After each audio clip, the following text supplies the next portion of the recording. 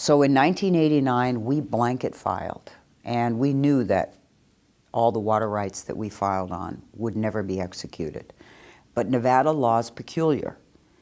The first person through the door to file for it is the first to have their water right hearing and be the first in line to get the water.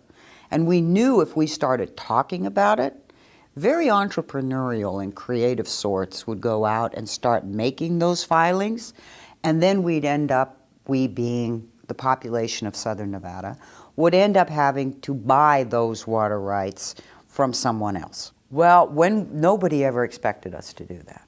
And everybody said you did it in secret. Well, there's no other way to do it under Nevada law.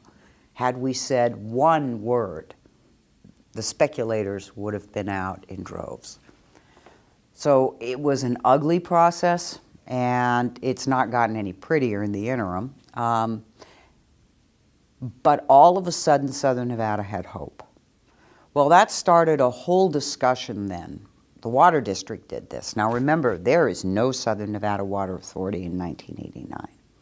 So at the same time we did that, I'll never forget it. We began to look at, we were doing two other things. We looked at how many commitments we had made to the community, and we began to talk to our neighbors in a different way. 1989 was open warfare amongst the entities because we had this really archaic allocation system where if you had your amount of Colorado River water that you could use, and there were four entities that took from the Southern Nevada water system.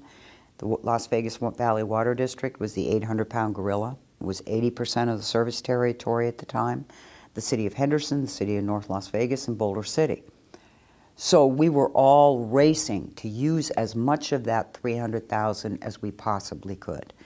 Once you used that amount, that was what your payment to the federal government and to the state was subsequent to that. And it didn't matter if in the next year you used less. The most you ever used set your payment amount. So there was a financial disincentive to conserve.